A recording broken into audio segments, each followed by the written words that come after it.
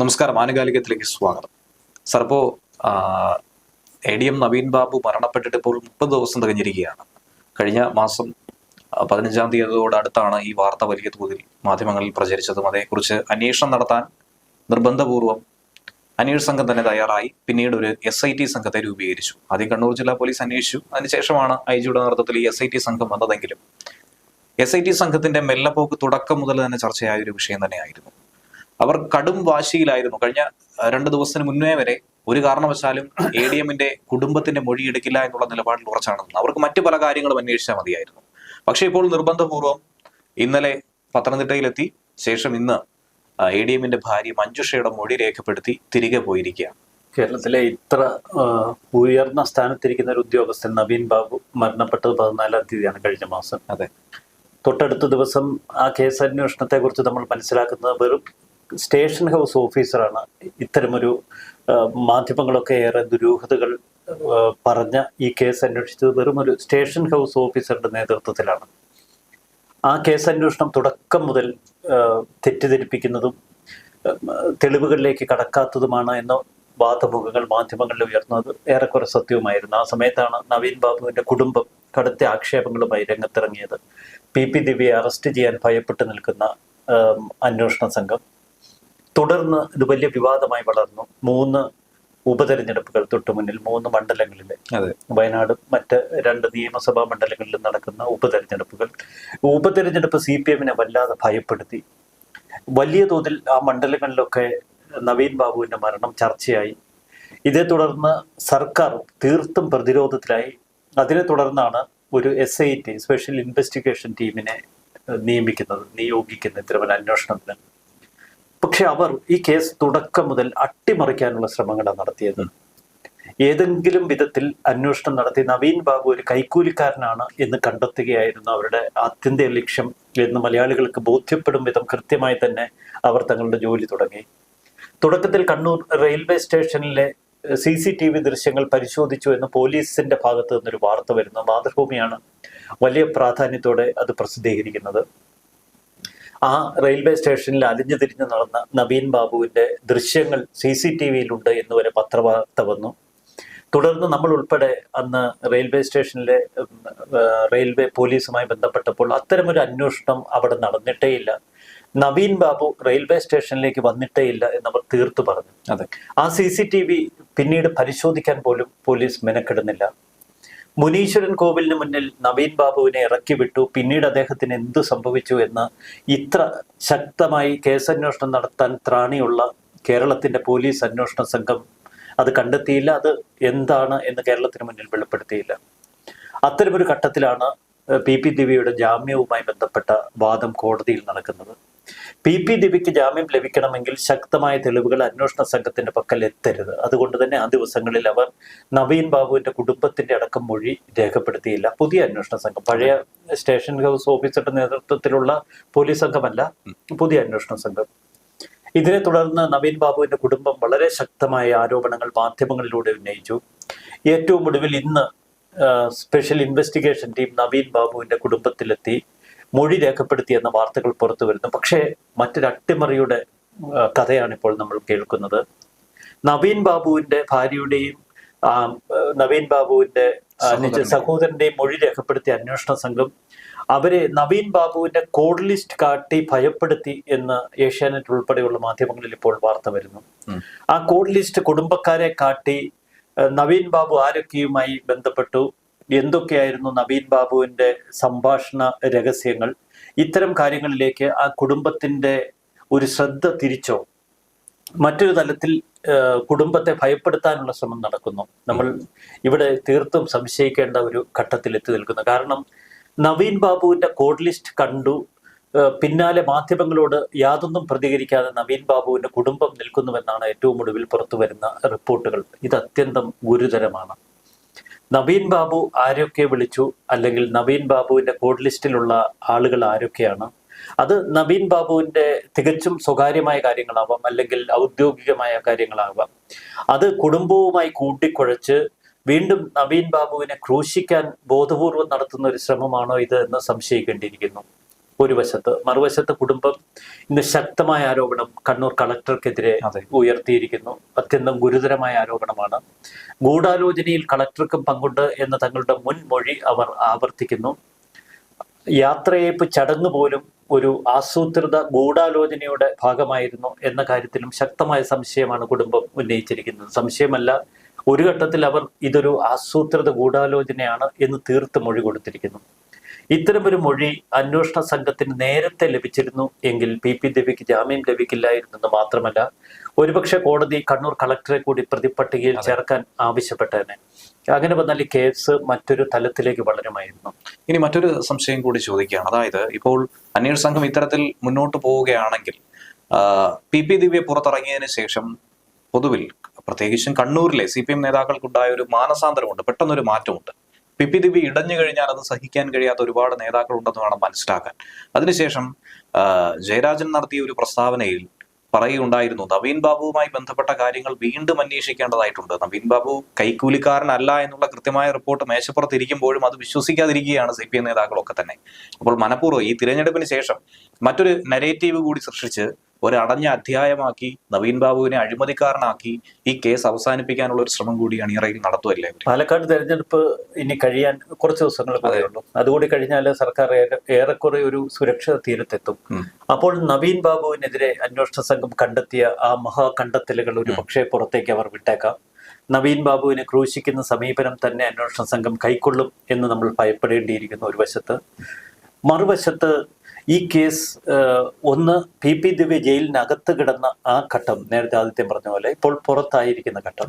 ഇപ്പോൾ പി ദിവ്യ കൂടുതൽ കരുത്തുള്ള ഒരു സ്ത്രീയായി മാറിയിരിക്കുന്നു. അതിന്റെ ഏറ്റവും വലിയ തെളിവാണ് ഇന്നലെ അവർ ഫേസ്ബുക്കിലിട്ടൊരു കുറിപ്പ്. തനിക്കെതിരെ വാർത്ത നൽകിയാൽ അവരെ നിയമക്കുരുക്കിൽ അകപ്പെടുത്തും. മാധ്യമങ്ങളായിരുന്നാലും പ്രമുഖ മാധ്യമങ്ങളെ അടക്കമാണ് അവർ വെല്ലുവിളിച്ചിരിക്കുന്നത്.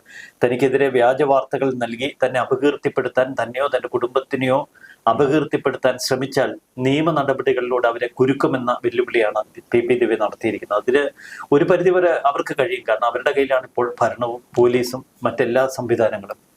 ഇന്ന് പി ദിവ്യ കണ്ണൂർ ജില്ലാ പഞ്ചായത്തിൽ നടന്ന പ്രസിഡന്റ് സ്ഥാനത്തേക്കുള്ള തെരഞ്ഞെടുപ്പിൽ വോട്ട് ചെയ്യാൻ എത്തിയില്ല.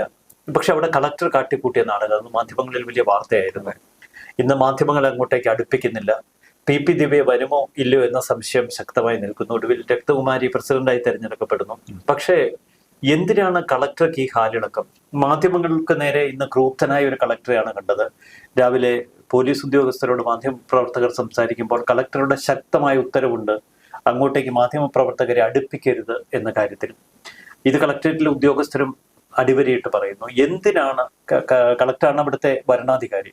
ഈ ജില്ലാ പഞ്ചായത്ത് പ്രസിഡന്റ് തെരഞ്ഞെടുപ്പിൽ വരണാധികാരി കളക്ടറാണ്. അപ്പൊ അതുകൊണ്ട് തന്നെ കളക്ടർക്കാണ് അതിന്റെ പൂർണ്ണ ഉത്തരവാദിത്വവും ചുമതലയും. എന്തിനാണ് കളക്ടർ മാധ്യമങ്ങളെ ഭയപ്പെടുന്നത്? എന്തിനാണ് ഇത്തരത്തിലുള്ള ഹാലിളക്കം? എന്തിനാണ് പി ദിവ്യയ്ക്ക് വേണ്ടി എല്ലാ തലത്തിലും കളക്ടർ തന്റെ എല്ലാ നിയന്ത്രണവും വിട്ട് ഈ രീതിയിൽ പെരുമാറുന്നത്? വലിയ സംശയമാണ് കേരളത്തിന്. ഈ സംരക്ഷണം ഒരുക്കുന്ന ഒരു സംരക്ഷണ കവചം തീർക്കുന്ന കളക്ടർ ഈ ഒരു ധൈര്യത്തിന്റെ 1/4 അന്ന് കാട്ടിയിരുന്നെങ്കിൽ ഇങ്ങനെ മനുഷ്യന്റെ അകറ്റാൻ കാട്ടിയ ആർജവത്തിന്റെ ഒരു 1/4 കാട്ടിയിരുന്നാൽ മതിയായിരുന്നു. ഒരു പക്ഷേ ADM നവീൻ ബാബുവിന് ഇങ്ങനെ ഒരു ദുർഗതി വരില്ലായിരുന്നു. അപ്പോൾ അന്ന് തന്റെ ഇടം കാണിക്കാത്ത കളക്ടർ ഇന്ന് എന്തൊക്കെയോ എവിടുന്നൊക്കെയോ സ്വരൂപിച്ചെടുത്ത ധൈര്യത്തിന്റെ മേൽ, ആരെങ്കിലും നൽകിയിട്ടുള്ള ഉറപ്പിന്മേൽ പ്രവർത്തിക്കുന്നതായിട്ട് വേണം മനസ്സിലാക്കാൻ. കാരണം നേരത്തെ അന്വേഷണ സംഘം തന്നെ പറഞ്ഞിട്ടുണ്ടായിരുന്നു, നവീൻ ബാബുവിന്റെ കുടുംബത്തിന്റെ മൊഴി എടുക്കുന്നില്ല. ഒരാൾ മരണപ്പെട്ട് കഴിഞ്ഞാൽ അദ്ദേഹം വീട്ടിലേക്ക് വരാൻ അവസാനമായി വീട്ടുകാരെ വിളിച്ചു പറഞ്ഞു, ട്രെയിൻ കയറുന്നു എന്നൊക്കെ തന്നെ പറഞ്ഞതിന് ശേഷം വീട്ടിലെത്തുന്നില്ല, വീട്ടുകാരെ പോലും അക്കാര്യങ്ങൾ അറിയിച്ചില്ല. ഈ ഒരു വിഷമം ഒരുപക്ഷെ ഭാര്യയുമായി പങ്കുവയ്ക്കുമെന്നുള്ളത് സ്വാഭാവികമായും ആർക്കും തന്നെ ഊഹിച്ചെടുക്കാവുന്ന കാര്യമാണ്. അങ്ങനെയുള്ള വീട്ടുകാരുടെ മൊഴി രേഖപ്പെടുത്താൻ ഒന്നാമത് SIT തയ്യാറായില്ല. മറുഭാഗത്ത് ADMനെ അവസാനം ഒന്ന് കണ്ടു, തനിക്കൊരു തെറ്റ് പറ്റി എന്ന രീതിയിൽ ഒരു മൊഴി കൊടുത്ത കളക്ടർ അത് ആരും തന്നെ വിശ്വസിക്കാത്ത ഒരു മൊഴിയായി തന്നെ ഇപ്പോഴും അത് പറയുന്നുണ്ട്. ഇത്തരത്തിലൊക്കെ ആദ്യം പറയാത്തത് പിന്നീട് പറഞ്ഞതും ഇതിലൊക്കെ തന്നെ കളക്ടറുടെ ഒരു പങ്കുണ്ട്, കൈയുണ്ട് എന്ന് മനസ്സിലാക്കിയതിനു ശേഷവും കളക്ടറുടെ മൊഴിയെടുക്കേണ്ട ആവശ്യകതയില്ല എന്നും അന്വേഷണ സംഘം പറയുന്നുണ്ട്. പ്രധാനപ്പെട്ട 2 വശമാണ്. ഒന്ന് നവീൻ ബാബുവിന്റെ കുടുംബവും, മറ്റൊന്ന് ഈ പറയുന്ന കളക്ടറും. ഈ 2 കൂട്ടരെയും ഒഴിവാക്കിക്കൊണ്ട് എന്ത് അന്വേഷണമായിരിക്കും മുന്നോട്ട് കൊണ്ടുപോകാനായി SIT തീരുമാനിച്ചിരുന്നത്? അല്ല, ഇതിൽ കളക്ടറെ പൂർണ്ണമായി തുടക്കം മുതൽ സർക്കാർ സംരക്ഷിച്ച് നിർത്തുന്നു. അവിടെ നിന്നൊരു സ്ഥലം മാറ്റം പോലും നൽകിയില്ല, സ്ഥാനമാറ്റം പോലും നൽകിയില്ല. കളക്ടറെ പരിപൂർണമായി സംരക്ഷിച്ച് നിർത്തുന്നു. ഏറ്റവും ഒടുവിൽ നമ്മെ ഭയപ്പെടുത്തുന്നത് നവീൻ ബാബുവിന്റെ ഈ കോഡ് ലിസ്റ്റ്, അത് ഭാര്യയെ കാട്ടുന്നു, ആ കുടുംബത്തെ കാട്ടുന്നു. ഈ കോഡ് ലിസ്റ്റിലുള്ളവരുടെ വിശദവിവരം ചോദിക്കാൻ എന്ന വ്യാജേനയാണ്. അതിൽ ഏതെങ്കിലും തലത്തിലുള്ള സ്വകാര്യ അംശങ്ങൾ കലർത്തി ആ കുടുംബത്തെ വീണ്ടും വേട്ടയാടാനുള്ള ഒരു ഗൂഢശ്രമം ഇതിന് പിന്നിലുണ്ടോ എന്ന് നമ്മൾ സംശയിക്കേണ്ടിയിരിക്കുന്നു. ഒരു പക്ഷേ നവീൻ ബാബുവിന്റെ ആത്മഹത്യ PP ദിവ്യയുടെ അധിക്ഷേപ പ്രസംഗം കൊണ്ടല്ല, മറ്റെന്തെങ്കിലും കാരണം കൊണ്ടാണ് എന്ന് വരുത്തി തീർക്കാൻ ബോധപൂർവമായ ചില ശ്രമങ്ങൾ ഇവിടെ നടക്കും എന്ന സൂചനയാണ് ഇതൊക്കെ നൽകുന്നത്.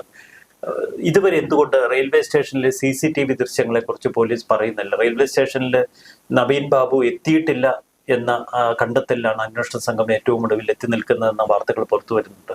അപ്പോൾ റെയിൽവേ സ്റ്റേഷനിലേക്ക് പുറപ്പെട്ട നവീൻ ബാബു അവിടെ എത്താതെ എന്തുകൊണ്ട് പിന്തിരിഞ്ഞു?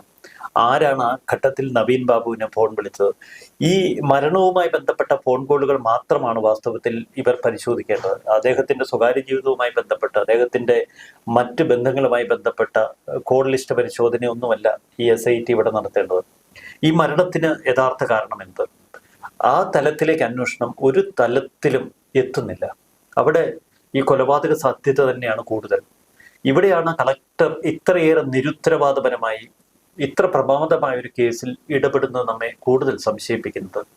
ഇപ്പോൾ നിലവിലെ അന്വേഷണം സത്യസന്ധമായി മുന്നോട്ട് പോകില്ല എന്നുള്ള ഒരു തലത്തിലേക്ക് കുടുംബത്തിനും ആ ഒരു വിശ്വാസത്തിലേക്ക് കടക്കുന്നുണ്ട്.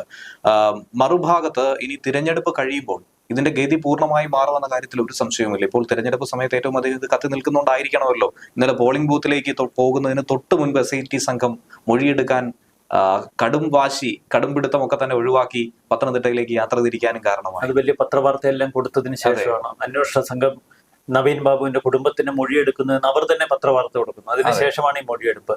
പക്ഷെ മൊഴിയെടുപ്പിന്റെ മറ്റു വാർത്തകളാണ് നമ്മൾ ഇതുവരെ ചർച്ച ചെയ്തത്. അത് അങ്ങേയറ്റം കേരളത്തിന് ഭയം ഉളവാക്കുന്നത് തന്നെ. ഇതൊരു കൊലപാതകമാണെന്ന കുടുംബം വിശ്വസിക്കുന്നു. മലയാളപ്പുഴ മോഹൻ അത് തന്നെയാണ് പറഞ്ഞത്. നവീൻ ബാബുവിന്റെ ഒരു ആത്മഹത്യയല്ല, ആ മരണത്തിലേറെ ദുരൂഹതകളുണ്ട്. ആ കുടുംബം പറഞ്ഞു പോസ്റ്റ്മോർട്ടം ധൃതി പിടിച്ച് നടത്തി. ഇൻക്വസ്റ്റ് നടപടികൾ എന്തിനാണ് ഇത്ര ഹേസ്റ്റി മോഡലിൽ നടത്തിയത്? എന്തുകൊണ്ടാണ് കളക്ടർ ആ ഘട്ടത്തിൽ കുടുംബാംഗങ്ങളുടെ പങ്കാളിത്തം ഉറപ്പുവരുത്താത്തത്? ജില്ലാ കളക്ടർക്ക് ചില ഉത്തരവാദിത്തങ്ങളുണ്ട്. ഇതൊരു കൊലപാതകമാണെങ്കിൽ അതിനെ മൂടി വെക്കാൻ ആരാണ് യഥാർത്ഥത്തിൽ ശ്രമിച്ചത്? ഒരുപാട് സംശയങ്ങളുണ്ട് കേരളത്തിൽ. അപ്പോൾ പെട്ടെന്ന് ആവർത്തിച്ച് അന്വേഷണ സംഘം പറയുന്നതും പോലീസ് പറയുന്നതും പ്രോസിക്യൂഷൻ ബാധിക്കുന്നതുമൊക്കെ നവീൻ ബാബുവിന്റെ ആത്മഹത്യയുമായി ബന്ധപ്പെട്ട പ്രശ്നങ്ങളാണ്. അതിൽ PP ദിവ്യയുടെ അധിക്ഷേപ പ്രസംഗം എത്രമാത്രം ആ മരണത്തിന് ആക്കം കൂട്ടി എന്നത് സംബന്ധിച്ച വാദങ്ങൾ മാത്രമാണ് ഉയരുന്നത്. അതല്ലാതെ ഈ മരണത്തിന്റെ നിഗൂഢതകളിലേക്ക്, ദുരൂഹതകളിലേക്ക് എന്തുകൊണ്ട് അന്വേഷണം എത്തുന്നില്ല? കൃത്യമായി ഇതൊരു കൊലപാതകമാണ് എന്ന് സംശയിക്കുന്നവർ ഏറെയുണ്ട് കേരളത്തിൽ. അതുകൊണ്ടാണല്ലോ കുടുംബം പറയുന്നത് ഒരു CBI അന്വേഷണം തന്നെ ഏർപ്പെടുത്തണമെന്ന്. എന്തുകൊണ്ട് സർക്കാർ ആർജവത്തോടെ അത്തരമൊരു തീരുമാനത്തിൽ എത്തുന്നില്ല? അല്ലെങ്കിൽ പ്രോസിക്യൂഷൻ പോലും കോടതിക്ക് മുൻപാകെ സമഗ്രമായ അന്വേഷണം SIT നടത്തണമെന്ന് എന്തുകൊണ്ട് ആവശ്യപ്പെടുന്നില്ല? എന്തുകൊണ്ട് അന്വേഷണത്തിലെ പാളിച്ചകളുടെ പേരിൽ അന്വേഷണ സംഘത്തെ സർക്കാർ വിമർശിച്ചില്ല? സാധാരണഗതിയിൽ ഏത് അന്വേഷണം നടക്കുമ്പോഴും സർക്കാർ ഇടപെടലുകൾ സ്വാഭാവികമാണ്. ഇതിൽ എന്തുകൊണ്ട് ശക്തമായ ഇടപെടലുകൾ ഉണ്ടാവുന്നില്ല? PP ദിവ്യ പുറത്തിറങ്ങി അവരെ സ്വീകരിക്കാൻ എത്തിയ പാർട്ടി നേതാക്കളുടെ ആ വലിപ്പവും അവർ ഇപ്പോൾ ഏർപ്പെട്ടിരിക്കുന്ന ഔദ്യോഗിക സ്ഥാനങ്ങളുമൊക്കെ നമ്മെ കൂടുതൽ ഭയപ്പെടുത്തുന്നതാണ്. PK ശ്രീമതി മാത്രമല്ല, സംസ്ഥാന സെക്രട്ടറിയുടെ ഭാര്യ PK ശ്യാമള അടക്കമാണ് ഇവരെ PP ദിവ്യ സ്വീകരിക്കാൻ എത്തുന്നത്. കണ്ണൂർ ലോബി പൂർണ്ണമായും അവർക്ക് പിന്നിലുണ്ട്. MV ഗോവിന്ദന്റെ വാക്കുകൾ പോലും വ്യക്തമാണ്. അവരെ തെറ്റിദ്ധരുത്തി പാർട്ടിയിലേക്ക് വീണ്ടും കൂടുതൽ ഊർജ്ജസ്വലതയോടെ വരും എന്ന ആശംസകളാണ് ജയിലിൽ നിന്ന് പുറത്തിറങ്ങിയതിന് തൊട്ടു പിന്നാലെ പാർട്ടിയുടെ സംസ്ഥാന സെക്രട്ടറി പോലും നടത്തിയത്. കണ്ണൂർ കളക്ടർക്കെതിരെ ശക്തമായ നിലപാടെടുത്തിരുന്ന CPIക്ക് ഇപ്പോൾ എന്തു പറ്റി? അവരുടെ ഒരു ഉയർന്ന ഉദ്യോഗസ്ഥ ഗീത തയ്യാറാക്കിയ റിപ്പോർട്ട് ഇപ്പോഴും സർക്കാരിന്റെ മന്ത്രിയുടെ മുന്നിലുണ്ടല്ലോ. ആ റിപ്പോർട്ടിന്മേൽ എന്തുകൊണ്ട് ശക്തമായ നടപടികൾക്ക് അവർ ഭയപ്പെടുന്നു? കണ്ണൂർ കളക്ടർക്കെതിരെ വളരെ ശക്തമായ മൊഴിയാണെന്ന് കളക്ടറേറ്റിലെ ജീവനക്കാർ നൽകിയത്.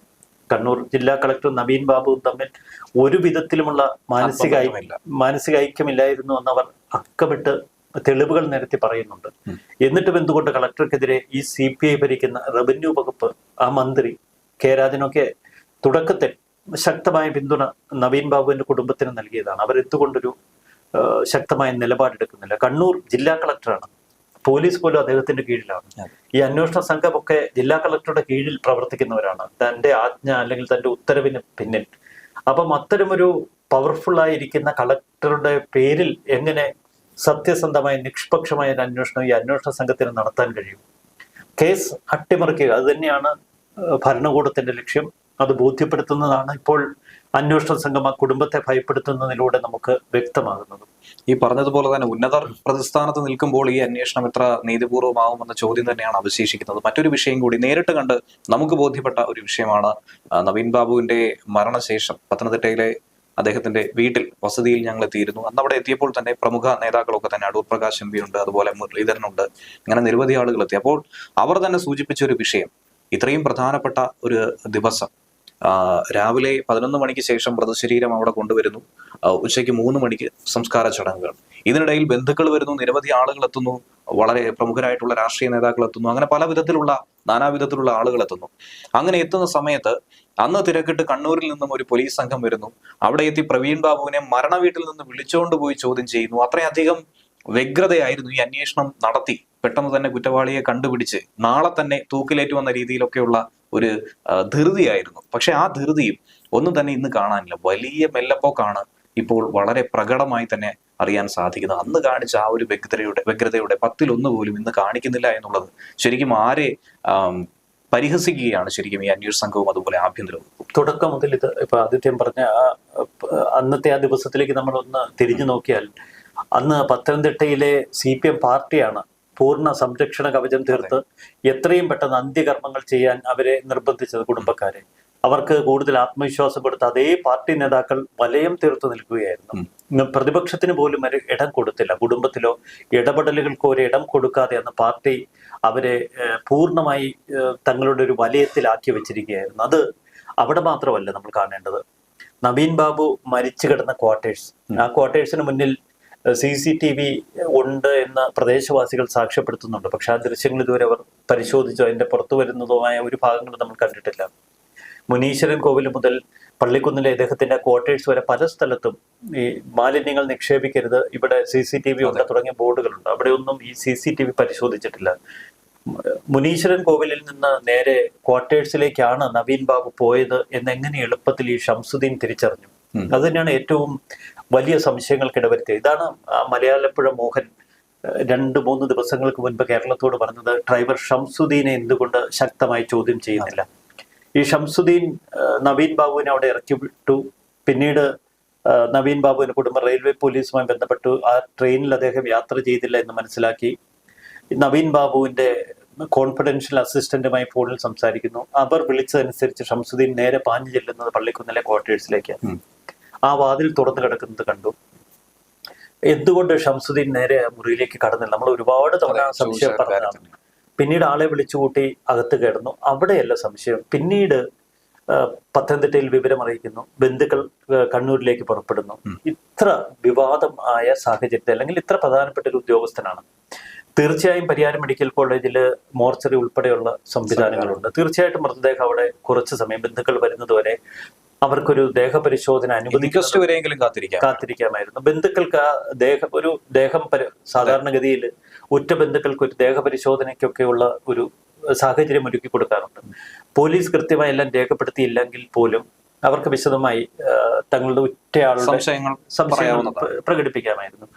എന്തുകൊണ്ട് അത്ര പെട്ടെന്ന് ഈ പോസ്റ്റ്മോർട്ടം നടത്തി ഇൻക്വസ്റ്റ് നടപടികൾ പൂർത്തിയാക്കി അതിനുശേഷം ആ കണ്ണൂരിലെ ഉദ്യോഗസ്ഥരും പോലീസും അടക്കമുള്ള വലിയൊരു സംഘമാണ് ഈ മൃതദേഹവുമായി നാട്ടിലേക്ക് വരുന്നത്? അപ്പോഴൊന്നും പെട്ടെന്നുള്ള മരണത്തിൽ ഭാര്യയുടെയും സഹോദരന്റെയും ഒക്കെ ഷോക്ക് അത് നമ്മൾ മനസ്സിലാക്കണം. പ്രതികരിക്കാൻ പോലും കഴിയാതെ ആത്മഹത്യ ചെയ്തു എന്ന് അവരെ പെട്ടെന്ന് ബോധ്യപ്പെടുത്തിയിരിക്കുന്നു. അപ്പോൾ നവീൻ ബാബു ആത്മഹത്യ ചെയ്തു, മൃതദേഹം നാട്ടിലേക്ക് വരുന്നു. ഒരു സാമാന്യ യുക്തിക്ക് അവർക്കപ്പോൾ ചിന്തിക്കാൻ പറ്റുന്ന ഒരു സാഹചര്യമല്ല. നാട്ടിലേക്ക് ആ മൃതദേഹത്തോടൊപ്പം പോരുന്നു. എങ്കിലും ആ കുടുംബക്കാരുടെ ഒരു വൈകാരികത നമ്മൾ മനസ്സിലാക്കണം. കളക്ടറെ വീടിനകത്ത് കയറ്റിയില്ല, കളക്ടറോട് പുറത്തു നിൽക്കാൻ പറഞ്ഞു. അത് തന്നെയാണ് അവർക്ക് തുടക്കം മുതൽ ആ കളക്ടറോട് ദേഷ്യവും സംശയവും ഉണ്ടായിരുന്നു എന്ന് വ്യക്തമാക്കുന്നതാണ് ആ സംഭവം. പക്ഷെ പെട്ടെന്ന് ആ മൃതദേഹം മറ്റ് ഒരു ചാൻസിനും ഇടം കൊടുക്കാതെ പെട്ടെന്ന് തന്നെ അന്ത്യകർമ്മങ്ങൾ ചെയ്ത് ആ സംസ്കാരത്തിൽ മാത്രമല്ല അവിടെ ജില്ലാ കളക്ടർ ഒരു കാരണവശാലും അവിടെ പൊതുദർശനത്തിന് പോലുമുള്ള സമയം നൽകിയില്ല, അനുവദിച്ചില്ല എന്നുള്ള അമർഷം, കണ്ണൂരിൽ കൊടുത്തില്ല എന്നുള്ള ഒരു അമർഷം അവിടുത്തെ ജീവനക്കാർ പോലും പങ്കുവയ്ക്കുന്നു. അപ്പൊ എത്രയും പെട്ടെന്ന് ഈ പോസ്റ്റ്മോർട്ടം കഴിഞ്ഞ് മൃതദേഹം ദഹിപ്പിക്കാനുള്ള ഒരു വ്യഗ്രതയാണ് കണ്ടത്. അപ്പൊ അതോടുകൂടി തങ്ങൾ രക്ഷപ്പെട്ടു എന്ന് ഒരു പക്ഷെ ഒരു ഗൂഢസംഘം ചിന്തിച്ചിട്ടുണ്ടാകും. അവിടെയാണ് വീണ്ടും നമുക്ക് സംശയങ്ങൾ ഉണ്ടാക്കുന്ന തരത്തിൽ ഈ പുതിയ പോലീസ് അന്വേഷണ സംഘത്തിന്റെ മെല്ലെപ്പോക്ക്. കോടതിക്ക് മുൻപാകെ പ്രോസിക്യൂഷൻ ഉൾപ്പെടെയുള്ളവർ നിരത്തുന്ന വാദഗതി, പ്രതിഭാഗ അഭിഭാഷകൻ വിശ്വൻ നിരത്തിയ വാദഗതി, വിശ്വൻ മുന്നോട്ട് വെച്ചത് കളക്ടറുടെ മൊഴിയാണ്. തെറ്റുപറ്റിയെന്ന് നവീൻ ബാബു പറയുന്നു. അപ്പോൾ ആ തിരക്കഥ പൂർണ്ണമായി. കൈക്കൂലി മേടിക്കാനുള്ള ആ സ്കെച്ചിങ് കൃത്യമായി പ്രശാന്തനെ കൊണ്ട് ചെയ്യിപ്പിക്കുന്നു. ഇന്നലെയൊക്കെ പ്രശാന്തൻ ഉഗ്രരൂപിയായിട്ടാണ് പ്രതികരിക്കുന്നത് മാധ്യമങ്ങൾക്ക് മുന്നിൽ. അന്വേഷണ സംഘത്തിന് മുന്നിൽ വലിയ തന്റെ അടുത്തോടെ എന്ന് പറയുന്നത് ഞാൻ കൈക്കൂലി കൊടുത്തു. ഇത്ര അഹങ്കാരത്തോടെ ഇങ്ങനൊരു മൊഴി നൽകാൻ എന്താണ് പ്രശാന്തന് ഇപ്പോൾ പ്രേരിപ്പിക്കുന്നത്? പ്രശാന്തന് പിന്നിലെന്ത്? ഇപ്പൊ ഒരുപാട് സംശയങ്ങൾ നമുക്ക് സ്വാഭാവികമാണ്. പ്രശാന്തൻ, പി പി ദിവ്യയുടെ പിന്നിലുള്ള വലിയ ബിനാമി ടീമുകൾ. ഇപ്പോൾ ആ ബിനാമി ഇടപാടുകളെ കുറിച്ച് യാതൊരു വിധത്തിലും അന്വേഷണമില്ല. അരിയാഹാരം കഴിക്കുന്ന കേരളത്തിലെ ഏതൊരു മനുഷ്യനും വ്യക്തമായി അറിയാം, കൃത്യമായ ബിനാമി ഇടപാടാണ് പ്രശാന്തൻ നടത്തിയത്. നേരെ രൂപ 1 ലക്ഷം രൂപ എടുക്കാനില്ല, അത് ഭാര്യയുടെ കെട്ടുതാലി പണയം വെച്ചിട്ടാണ് എടുത്തത് എന്നുള്ള രേഖ വരെ ഉണ്ടാക്കി. പ്രശാന്തൻ ഒരു ഇലക്ട്രീഷ്യൻ മാത്രമാണ് പരിയാരം മെഡിക്കൽ കോളേജിൽ. അയാൾക്ക് 3-3.5 കോടി രൂപ മുടക്കി ഒരു പെട്രോൾ പമ്പ് തുടങ്ങാൻ യാതൊരു വിധത്തിലും കഴിയില്ല എന്ന് തുടക്കം മുതൽ കേരളം പറയുന്നുണ്ട്. അതല്ല, തനിക്ക് പണത്തിന്റെ സോഴ്സ് ഉണ്ടെങ്കിൽ അത് വ്യക്തമാക്കാനുള്ള ഉത്തരവാദിത്വം പ്രശാന്തനുണ്ട്, കേരള പോലീസിനുണ്ട്. അതിലേക്കൊന്നും അന്വേഷണം കിടക്കുന്നില്ല. അപ്പോൾ ഈ ബിനാമി ഇടപാടുകളെ കുറിച്ച് അന്വേഷിക്കാൻ കേരള പോലീസ് തയ്യാറല്ല. എന്തിനേറെ, മലയാളപ്പുഴ മോഹൻ പറഞ്ഞ പോലെ മുഖ്യമന്ത്രിയുടെ ഓഫീസിലേക്ക് മുഖ്യമന്ത്രിയുടെ പേരിൽ അയച്ച വ്യാജ പരാതിയെക്കുറിച്ച് അന്വേഷിക്കാൻ പോലും ഭരണകൂടം ഭയപ്പെട്ടു. ആ വ്യാജ പരാതി തയ്യാറാക്കിയത് ആരെ രക്ഷിക്കാനാണ്? പ്രശാന്തനെ രക്ഷിക്കാനായിരിക്കില്ലല്ലോ അത്തരമൊരു വ്യാജ പരാതി തിരുവനന്തപുരത്തെ ചില കേന്ദ്രങ്ങൾ തയ്യാറാക്കിയത്. അപ്പോൾ ഇതിന് പിന്നിലുള്ള വൻ സംഘങ്ങൾ, വലിയ മാഫിയകൾ ഇപ്പോഴും അവർ സംരക്ഷിതരായിരിക്കുന്നു. അത് തന്നെയാണ് നമ്മെ കൂടുതൽ ഭയപ്പെടുത്തുന്നത്. ഈ അന്വേഷണ സംഘം കുടുംബത്തെ ഭയപ്പെടുത്തുന്നു എന്ന് നമ്മൾ ചിന്തിക്കേണ്ടിയിരിക്കുന്നു. അത്തരമൊരു ഭയാനക ഘട്ടത്തിൽ എത്തി നിൽക്കുന്നു ഇപ്പോൾ കാര്യങ്ങൾ. ഒരുപക്ഷെ സെഷൻസ് കോടതിയിൽ നിന്നും ജാമ്യം ലഭിച്ചതിന് പിന്നാലെ അവർ ഹൈക്കോടതിയിലേക്ക് പോകുമെന്ന് മാധ്യമങ്ങളോടടക്കം പറഞ്ഞിരുന്നു. അതെ, അത് വിലക്കുകയാവും. അത് വിലക്കുക, ഒരുപക്ഷെ അതിനെ ഭയപ്പെട്ട് തന്നെ ആയിരിക്കാം ഇങ്ങനെ ഒരു നീക്കമെന്ന് കൂടി ഈ അവസരത്തിൽ സംശയിക്കേണ്ടി. തീർച്ചയായിട്ടും. അപ്പോൾ എന്തായിരുന്നാലും ഇനി മുന്നോട്ടുള്ള കാര്യങ്ങൾ വളരെ പ്രധാനപ്പെട്ടതാണ്. തിരഞ്ഞെടുപ്പിന് ശേഷം പ്രകടമായൊരു മാറ്റം ഈ ഒരു കേസ് അന്വേഷണത്തിൽ ഉണ്ടാകുമെന്ന് തന്നെയാണ് പ്രതീക്ഷിക്കുന്നത്. ബാക്കി നിയമത്തിന്റെ വഴിയെ സഞ്ചരിക്കാൻ തന്നെയാണ് മഞ്ജുഷയും കുടുംബവും തീരുമാനിച്ചിരിക്കുന്നത്. നവീൻ ബാബുവിനെ കൂടുതൽ അപകീർത്തിപ്പെടുത്തുന്ന കഥകളെങ്കിലും അവർ പ്രചരിപ്പിക്കാതിരിക്കുമെന്ന് തൽക്കാലം വിശ്വസിക്കാം. മാത്രമേ കഴിയൂ. തീർച്ചയായും. നന്ദി, നമസ്കാരം.